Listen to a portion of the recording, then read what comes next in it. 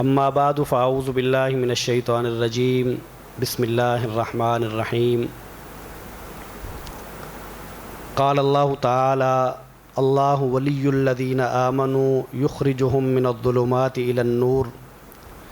والذین کفروا اولیاؤہم الطاغوت یخرجونہم من النور الی الظلمات اولئک اصحاب النار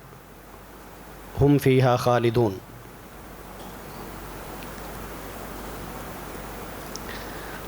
اللہ تعالیٰ ایمان والوں کے دوست ہیں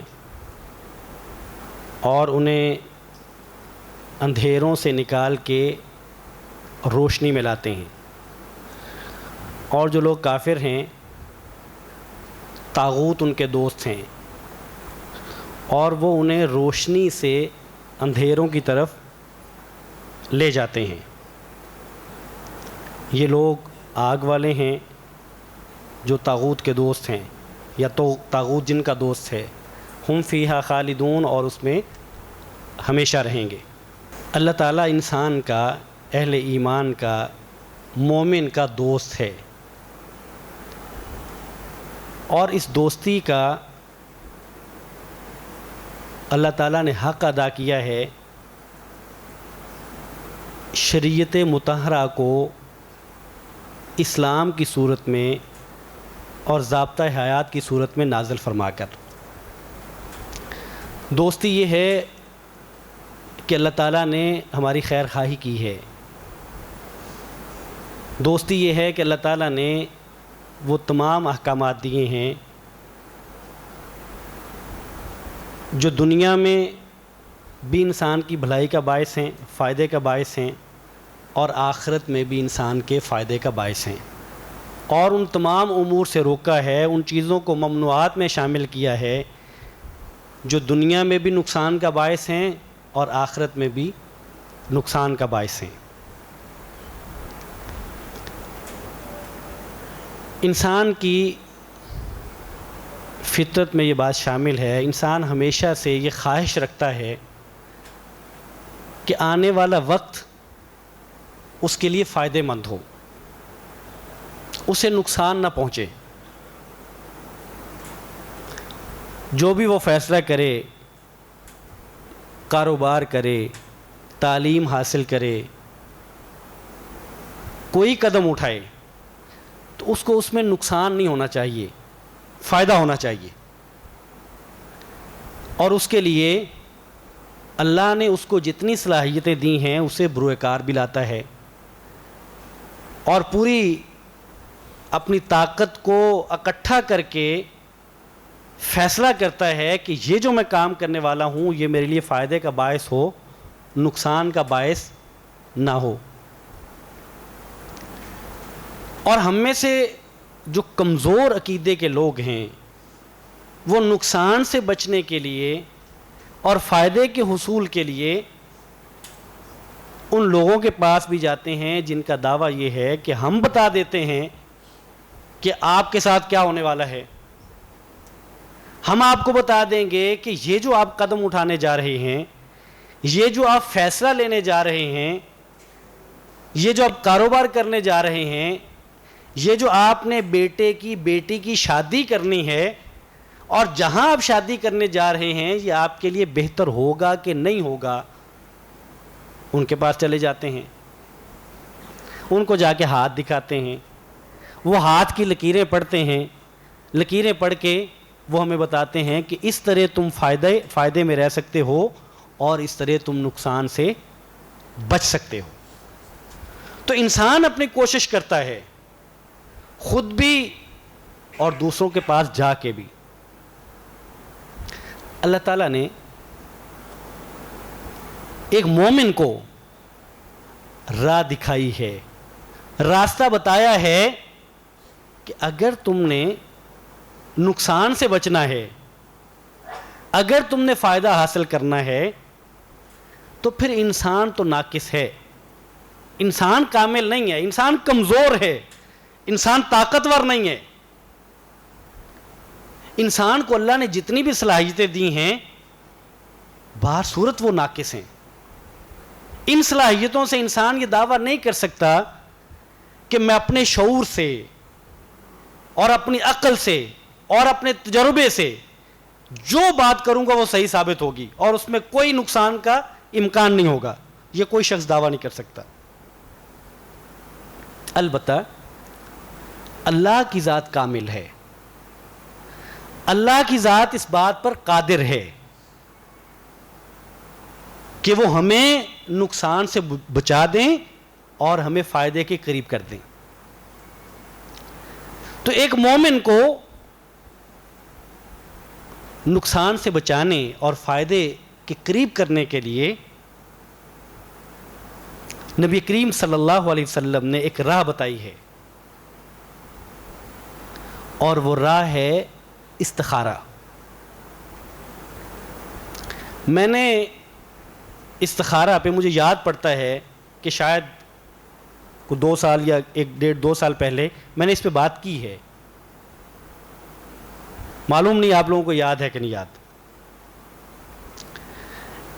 استخارہ کا جو تصور ہے وہ مسلمانوں کی اکثریت میں تو بالکل غلط ہے، اور جن کے ہاں ٹھیک ہے ان کے ہاں بھی اس میں غلطیاں موجود ہیں، الا ماشاء اللہ۔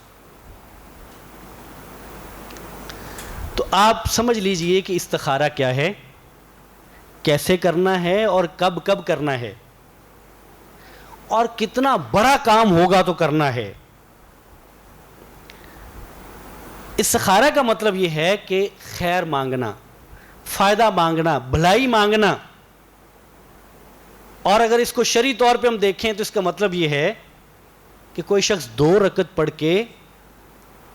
کسی معاملے کے لیے اللہ تعالیٰ سے خیر مانگتا ہے یہ دعا، یہ دعا ہے۔ انسان اللہ تعالیٰ سے دعا کرتا ہے کہ یا اللہ تو قادر ہے، تو طاقتور ہے، تو عالم ہے، اے اللہ میں کمزور ہوں، اے اللہ میں ناقص ہوں، طاقت نہیں ہے، علم بھی ناقص، ہر چیز میں ناقص ہوں، صلاحیتوں میں ناقص ہوں، اے اللہ میں نے یہ کام کرنے کا فیصلہ کیا ہے، میں آپ سے خیر مانگتا ہوں کہ یہ جو کام کرنے جا رہا ہوں اے اللہ یہ خیر والا ہو، اگر یہ کام نقصان والا ہے تو اے اللہ یہ کام میں نہ کروں، اگر یہ فائدے والا ہے اے اللہ یہ میں کر لوں، اور تو اسے میرے مقدر میں کر دے، میرے لیے آسان کر دے،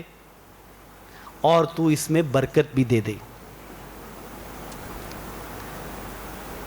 یہ استخارہ ہے۔ رسول کریم صلی اللہ علیہ وسلم نے جو اس کا طریقہ بتایا ہے،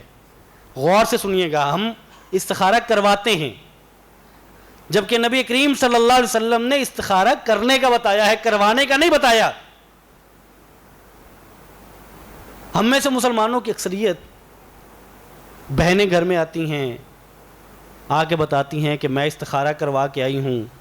یہ رشتہ بہتر ہوگا، یہ رشتہ صحیح نہیں ہوگا، فلاں بابا جی نے کہا ہے، فلاں عالم دین نے کہا ہے، فلاں مولوی صاحب نے یہ بات بتائی ہے کہ اس جگہ پہ رشتہ نہ کرو، نقصان ہو جائے گا، یہاں کر لو، فائدہ ہے۔ تو نبی کریم صلی اللہ علیہ وسلم نے استخارہ کروانے کا حکم نہیں دیا، جو تعلیم دی ہے وہ استخارہ کروانے کی نہیں ہے بلکہ وہ استخارہ کرنے کی ہے۔ حضرت جابر رضی اللہ تعالیٰ عنہ فرماتے ہیں کہ کان رسول اللہ صلی اللہ علیہ وسلم یعلمنا الاستخارۃ فی الامور کلھا، کہ رسول کریم صلی اللہ علیہ وسلم استخارہ کرنے کی تعلیم ہمیں دیا کرتے تھے تمام امور میں، جو بھی آپ نے فیصلہ لینا ہے۔ کما یعلمنا السورۃ من القرآن، اس طرح تعلیم دیتے تھے استخارہ کی جیسے ہمیں قرآن مجید کی کوئی سورت پڑھاتے ہوں، جیسے قرآن مجید کی سورت کی تعلیم ہمیں دیتے تھے، اسی اہمیت اور اسی ضرورت کو سامنے رکھتے ہوئے رسول کریم صلی اللہ علیہ وسلم ہمیں استخارہ کی تعلیم دیتے تھے۔ تو معلوم یہ ہوتا ہے کہ کہ استخارہ معمولی چیز نہیں ہے، یہ معمولی نہیں ہے، اس کی مثال قرآن مجید کی سورت کی تعلیم جیسی ہے، جبکہ ہماری زندگیوں میں استخارہ معمولی چیز ہے۔ اس لیے معمولی ہے کہ ہم نہیں کرتے، یا تو معلوم نہیں ہے، یا سستی ہے، یا یقین نہیں ہے، یا یوں لگتا ہے کہ استخارہ کرنے کا شاید فائدہ کوئی نہیں ہوگا، یا وقت لگتا ہے وہ وقت دینے کو تیار نہیں ہے، یا پھر استخارہ کا درست طور پہ مطلب کا نہیں معلوم۔ تو جابر رضی اللہ تعالیٰ عنہ فرماتے ہیں کہ رسول کریم صلی اللہ علیہ وسلم ہمیں اس طرح تعلیم دیتے جیسے قرآن مجید کی سورت کی تعلیم دیتے تھے، اور فرماتے ہیں کہ آپ صلی اللہ علیہ وسلم فرماتے اذا ہم احدکم بالامر، جب کوئی شخص تم میں سے کسی کام کا ارادہ کرے، فلیرکع رکعتین من غیر الفریضہ، تو وہ فرض رکعت کے، فرض نماز کے علاوہ یعنی نفل 2 رکعت پڑھے، ثم لیقل، پھر وہ کہے اللہم انی استخیرک بعلمک واستقدرک بقدرتک واسألک من فضلک العظیم۔ اللہم انی استخیرک بعلمک، اے اللہ تیرے علم کی وجہ سے، تیرے علم کی وجہ سے، تیرا علم کامل ہے، اے اللہ تیرے علم کی وجہ سے میں تجھ سے خیر طلب کرتا ہوں، مجھے نہیں معلوم، میں ناقص، نہیں معلوم کہ جو فیصلہ کرنے جا رہا ہوں وہ میرے حق میں ٹھیک ہے یا نہیں ہے، اے اللہ تجھے معلوم ہے، میں تجھ سے خیر چاہتا ہوں،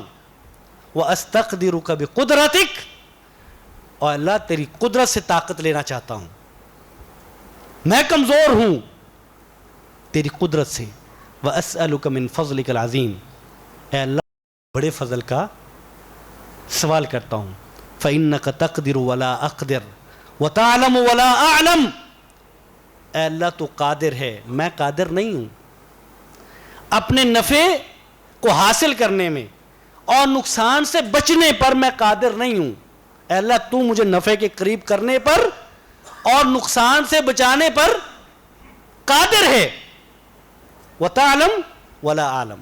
اے اللہ تو جانتا ہے نقصان کیا ہے، فائدہ کیا ہے، میں نہیں جانتا۔ ایک ایک لفظ دیکھتے جائیے، اس کے ترجمے پہ غور کرتے جائیے، اور آپ جانتے جائیں گے کہ استخارہ کرنا چاہیے کہ کروانا چاہیے، استخارہ ہوتا کیا ہے، انسان اللہ تعالیٰ سے کہتا کیا ہے۔ انسان اللہ تعالیٰ سے کہتا ہے اللہم ان کنت تعلم ھذا الامر خیر لی فی دینی و معاشی و عاقبت امری فاقدرہ لی ویسرہ لی ثم بارک لی فی، اے اللہ یہ معاملہ اس کا ذکر کر دے جس کے بارے میں استخارہ کر رہا ہے، اے اللہ یہ معاملہ اگر میرے حق میں، میرے دین کے اعتبار سے،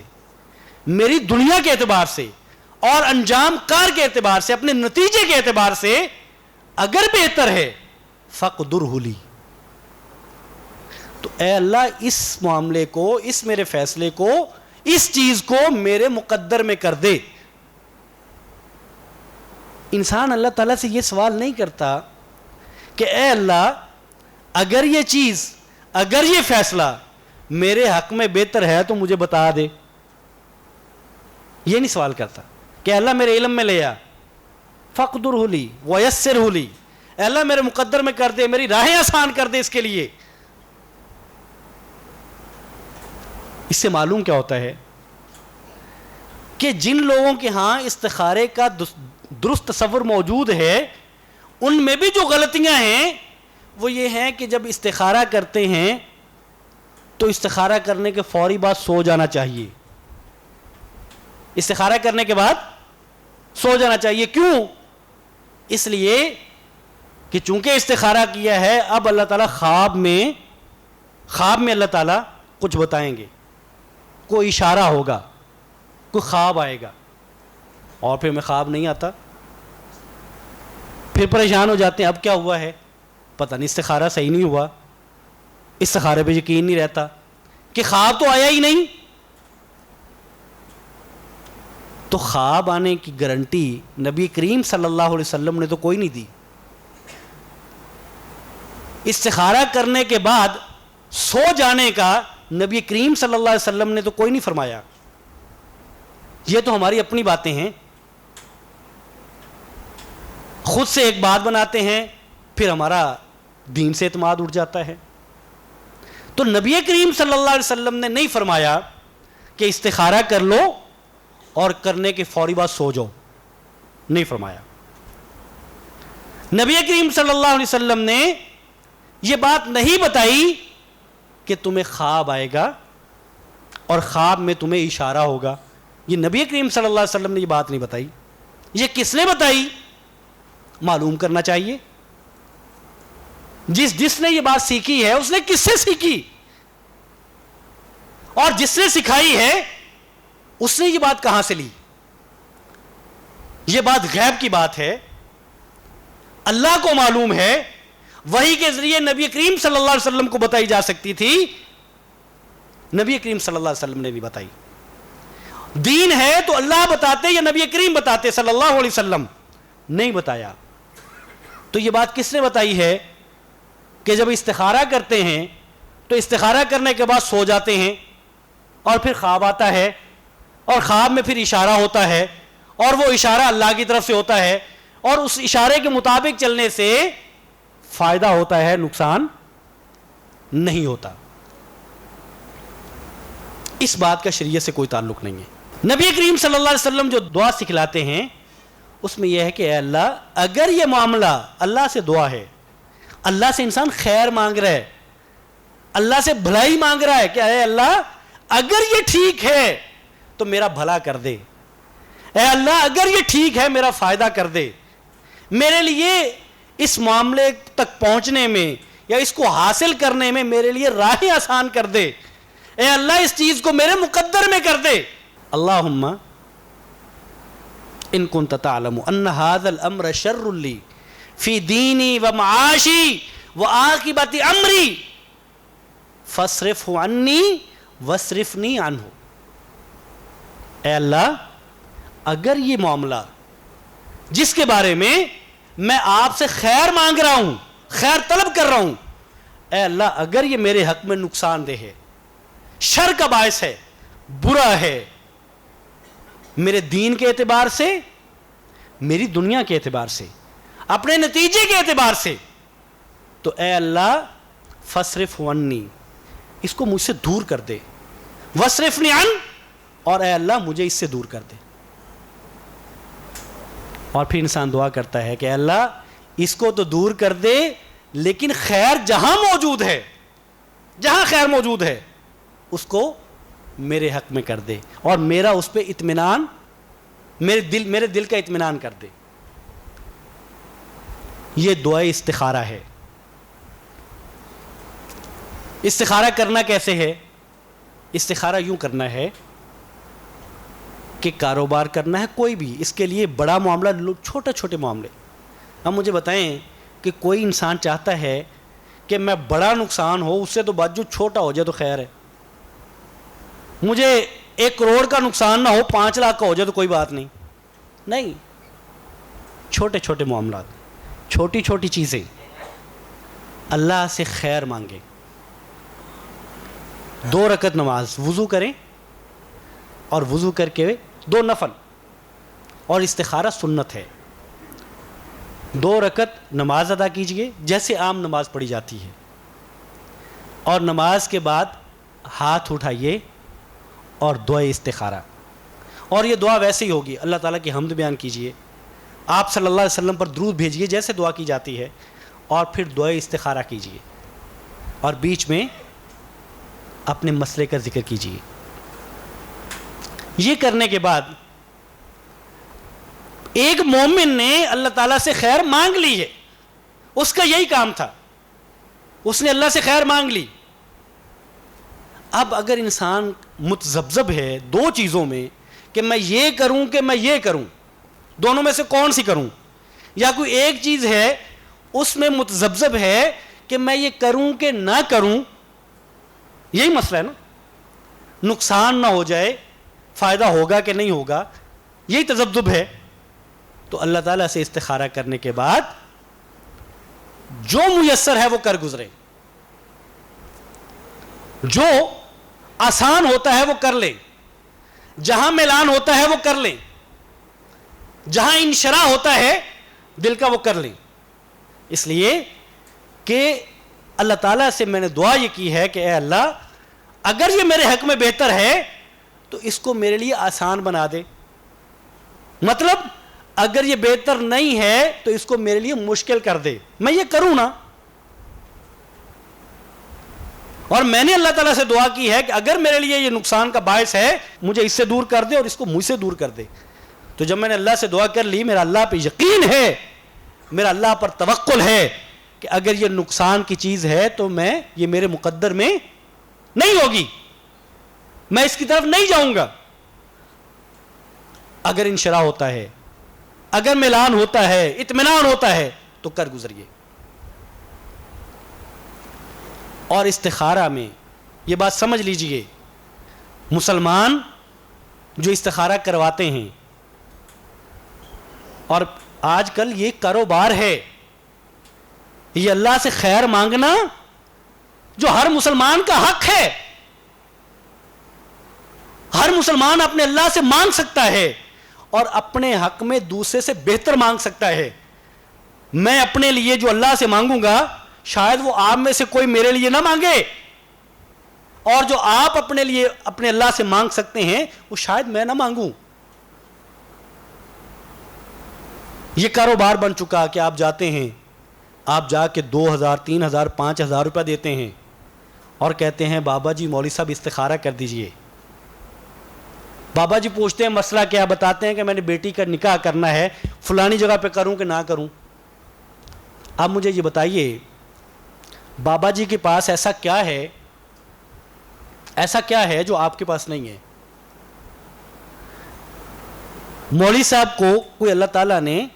نبی کریم صلی اللہ علیہ وسلم نے کوئی یہ بات بتائی ہے کہ استخارہ اگر مولوی صاحب کریں تو ان کو تو میں اشارہ کر دوں گا, اگر عام آدمی کرے تو میں نے اشارہ نہیں کرنا. یہ بات کہیں موجود ہے؟ اگر کوئی بزرگ استخارہ کرے کسی کے لیے تو اس کو میں اشارہ کر دوں گا, میں نے عام آدمی کے لیے نہیں کرنا. یہ کاروبار ہے, اور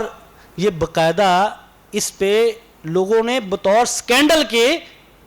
اس کاروبار کو لوگوں کے سامنے لے کے آئے ہیں کہ ٹی وی چینلز پہ جو استخارے کیے جاتے ہیں, نمبر دے دیا جاتا ہے کہ ایک دینی پروگرام چل رہا ہے اور نیچے نمبر دیا جا رہا ہے کہ استخارہ کروانے کے لیے اس نمبر پہ رابطہ کیجئے. جب کوئی شخص رابطہ کرتا ہے تو وہ بتاتے ہیں کہ آپ کی اس کی اتنی فیس ہے. ایک مومن اس کی فیس بھر دیتا ہے, کیونکہ مومن نقصان سے بچنا چاہتا ہے اور فائدہ حاصل کرنا چاہتا ہے, فیس بھر دیتا ہے. سکینڈل یہ ہوا کہ ان لوگوں نے چند چیزیں لکھ کے رکھی ہوئی ہیں اور اس کی فوٹو کاپیاں نکالی ہوئی ہیں,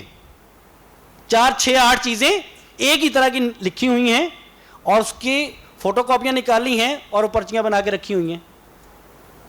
اور پھر وہ فیس لینے کے بعد پھر بتایا جاتا ہے کہ اتنے دن لگیں گے مجھے آپ کا استخارہ کرنے میں. میں حیران ہوں, جب ایک ٹی وی چینل پہ جو لوگ میڈیا میں ہیں ان کو معلوم ہے کہ جب ٹی وی چینل پہ نمبر دیا جاتا ہے تو سینکڑوں لوگ فون کر دیتے ہیں, یا ہزاروں کر دیتے ہیں. تو آپ سب کا 2 3 دن میں آپ سارا دن اور ساری رات یہی کام کرتے ہیں. آپ ایک ایک بندے کا الگ الگ سے استخارہ کر لیتے ہیں. آپ اتنے ہی اطمینان سے, آپ کو اتنا درد اٹھ جاتا ہے مومنوں کا کہ آپ اللہ کے سامنے روتے ہیں, گڑ گڑاتے ہیں, جی حضوری کے ساتھ آپ لوگوں کے لیے مانگتے ہیں کہ اللہ کسی کا نقصان نہ ہو جائے. جبکہ فیس لیتے ہوئے آپ بالکل نہیں سوچتے کہ یہ پتہ نہیں بیچارہ غریب نہ ہو, اس سے میں فیس نہیں لیتا. تب آپ سراسر اپنا فائدہ سوچتے ہیں, آپ فیس اکٹھی کرتے ہیں اور پھر آپ لوگوں کو بتاتے ہیں کہ یہ کام نہیں کرنا, اس سے نقصان ہو جائے گا.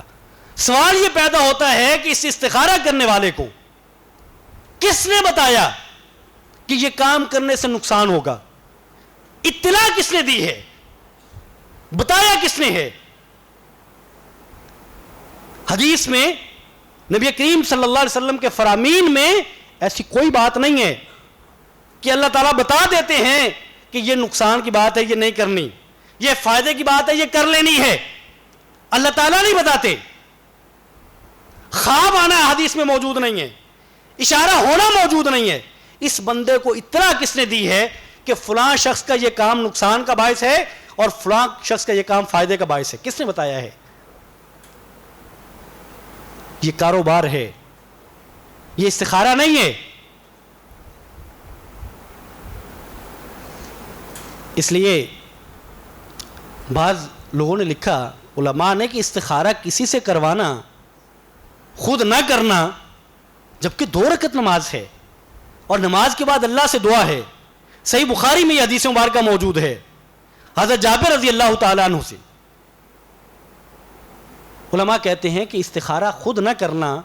اور کسی سے کروانا یہ ایسے ہی ہے کہ جیسے 2 لوگ مسجد میں آئیں تو ایک تحیت المسجد کے لیے کھڑا ہو جائے، تحیت المسجد کی 2 رکعت پڑھنے کے لیے، اور دوسرا کہے کہ یار میری طرف سے بھی تم ہی پڑھ دینا، میں بیٹھا ہوا ہوں، میں نہیں پڑھتا، تم پڑھ دینا میری طرف سے. تو دوسرے کی طرف سے تحیت المسجد ہو جاتی ہے. استخارہ نبی کریم صلی اللہ علیہ وسلم نے، یہ ثابت نہیں ہے کہ صحابہ اکرام نبی کریم صلی اللہ علیہ وسلم کے پاس آئے ہوں کہ یا رسول اللہ استخارہ کر دیجئے میرے لیے. اب مجھے بتائیں کہ نبی کریم صلی اللہ علیہ وسلم سے بڑھ کر کوئی ہستی ایسی ہو سکتی ہے جو جان سکتی ہو کہ نقصان سے دور کیسے کرنا ہے اور فائدے کے قریب کیسے کرنا ہے؟ اور نبی کریم صلی اللہ علیہ وسلم اگر کسی کا نقصان ہوتا ہو تو نبی کریم صلی اللہ علیہ وسلم یہ برداشت کر سکتے ہیں کہ نبی کریم صلی اللہ علیہ وسلم کی طاقت میں ہو، ان کے علم میں ہو کہ میرے صحابی کا یہ نقصان ہو سکتا ہے اور آپ نقصان سے دور نہ کریں، نقصان کو اس سے دور نہ کریں، اس سے نقصان کو دور نہ کریں؟ صحابہ اکرام کسی حدیث میں یہ ثابت نہیں ہے کہ کسی صحابی نے آپ صلی اللہ علیہ وسلم کے پاس جا کے یہ درخواست کی ہو کہ یا رسول اللہ استخارہ کر دیجئے، میں بیٹی کا نکاح کہاں پہ کروں، وہاں کروں کہ نہ کروں؟ مشورہ ہے، اور مشورہ آج بھی کیا جا سکتا ہے، اور مشورہ استخارہ سے پہلے بھی کیا جا سکتا ہے. آپ کوئی کام کرنا چاہتے ہیں وشاورہم فی الامر، آپ دنا لوگوں سے، ناسخ لوگوں سے، نیک لوگوں سے، جو نقصان نہ کرنے والے ہوں، جو پازیٹیو ہوں، جو لوگوں کا فائدہ سوچتے ہوں، جو تجربہ کار ہوں، دنا ہوں، ان سے مشورہ کیجئے، جو اس میدان کے ہوں کہ یہ معاملہ ہے میں کیا کروں. ان سے مشورہ کریں اور ان سے مشورہ کر کے اپنی تسلی کریں، لوگوں سے مشورہ کریں اور پھر استخارہ کریں اور پھر عزم کریں اور کر گزریں. ابن تیمیہ رحمۃ اللہ علیہ فرماتے ہیں کہ جو شخص مشورہ کرتا ہو اور جو شخص استخارہ کرتا ہو، 3 کام جو شخص کر لے، کہتے ہیں کہ وہ بندہ شرمندہ نہیں ہوتا، کبھی شرمندہ نہیں ہوتا. لوگوں سے مشورہ کرے اور وہ اللہ سے خیر مانگے، استخارہ کرے اور عزم کر لے تو وہ شرمندہ نہیں ہوگا. تو میں وقت ختم ہو چکا، میں ان اپنے بھائیوں کے لیے جو بعد میں پہنچے ہیں، جو آخر میں موجود ہیں، یہ بتا دوں خلاصتاً کہ استخارہ جو مسلمان کرتے اور کرواتے ہیں اور جس طرح کیا اور کروایا جاتا ہے وہ درست طریقہ نہیں ہے. استخارہ خود کیا جاتا ہے. صحیح بخاری میں موجود ہے کہ نبی کریم صلی اللہ علیہ وسلم ہمیں استخارہ کی یوں تعلیم دیتے جیسے قرآن مجید کی سورت کی تعلیم دی جاتی ہے، اور فرماتے کہ جب کوئی شخص کوئی کام کرنا چاہے، کسی کام کا ارادہ کرے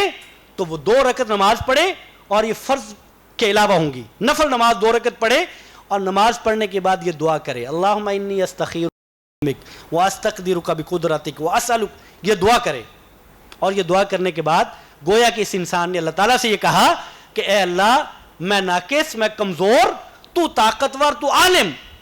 تیرا علم سب سے زیادہ، تیری طاقت، میں کمزور، مجھے نہیں معلوم، میں کوئی غلط فیصلہ نہ کر لوں، اے اللہ میری رہنمائی فرما کہ میں صحیح فیصلہ کروں جو میرے فائدے کا ہو، جو نقصان کا نہ ہو. یہ دعا کی، اور دعا کرنے کے بعد جہاں انسان کا اطمینان ہوتا ہے، جہاں انشراح ہوتا ہے، وہ کام کر لے. بس یہی استخارہ ہے. استخارہ کسی دوسرے سے نہیں کروایا جاتا. استخارہ میں خواب آنا ضروری نہیں ہے، استخارہ میں سونا ضروری نہیں ہے، استخارہ میں اشارہ ہونا ضروری نہیں ہے، یہ کسی حدیث میں نہیں ہے.